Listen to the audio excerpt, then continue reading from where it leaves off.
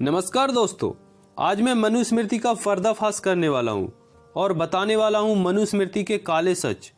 ये श्लोक मनुस्मृति के पहले अध्याय का 100वां श्लोक है और इसके अनुसार जो कुछ इस संसार में है वो सब ब्राह्मणों का है, क्योंकि ब्राह्मण ही अपने ज्ञान बल से उनका ठीक ठीक लाभ भोग सकता है और दूसरे वर्ण ज्ञान की न्यूनता के कारण लाभ नहीं भोग सकते, इसलिए सब कुछ ब्राह्मणों का ही है।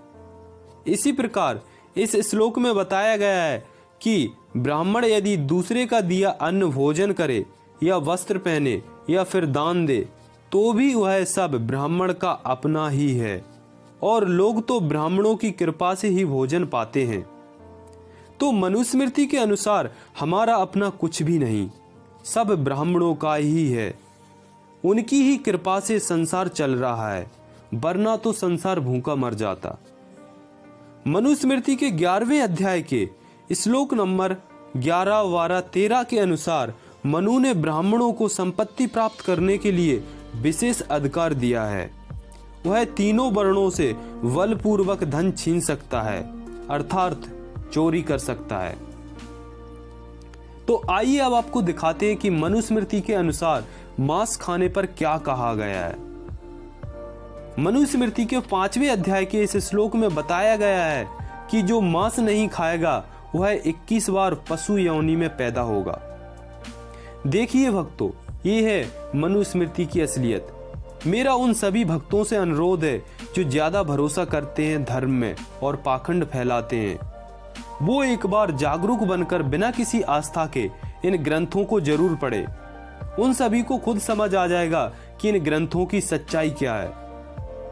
ऐसे ही गौतम धर्म सूत्र के अनुसार यदि शूद्र किसी वेद को पढ़ते सुन ले तो उसके कान में पिघला हुआ शीशा डाल देना चाहिए। 8वें अध्याय के इन श्लोकों के अनुसार ब्राह्मण चाहे अयोग्य हो पर उसे ही न्यायाधीश नियुक्त किया जाए, पर शूद्र को कभी अधिकार न देवे।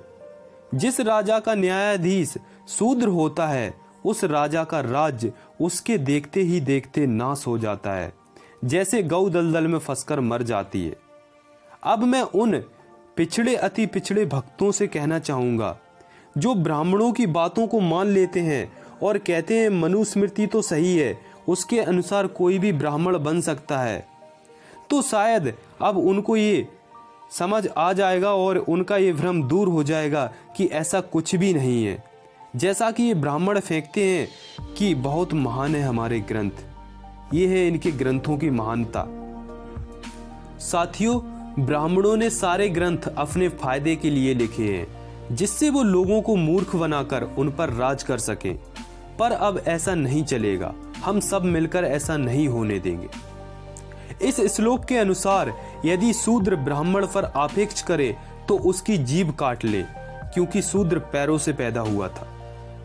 इसी प्रकार इस श्लोक के अनुसार विधवा का पुनर्विवाह करना घोर पाप है। ऐसे ही विष्णु स्मृति में स्त्री को सती होने के लिए उकसाया गया है,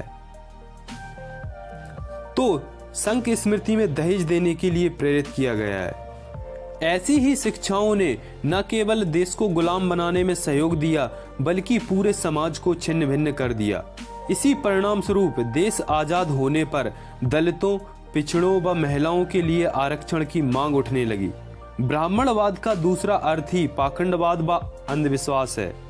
साथियों, मेरा आप सभी से निवेदन है कि मैं अकेला ब्राह्मणवाद के खिलाफ कुछ भी नहीं कर सकता। मुझे जरूरत है आप सभी के सपोर्ट की। आप सभी को भी जागरूक होना पड़ेगा और इस पाखंड से बाहर निकलना होगा। जो भी साथी हमारे साथ ब्राह्मणवाद के पाखंड के खिलाफ है वो इस वीडियो को ज्यादा से ज्यादा शेयर करे और वीडियो को लाइक जरूर कर देना। इससे मुझे बहुत प्रेरणा मिलती है ऐसी ही और भी वीडियोज बनाने के लिए। आने वाली वीडियोज में मैं और भी ऐसे कई खुलासे करने वाला हूँ और मैं आने वाले समय में सभी धर्मों व पाखंडों की पोल खोलूंगा। तो चैनल को सब्सक्राइब कर बेल आइकन को प्रेस जरूर कर लेना। मिलते हैं नेक्स्ट वीडियो में।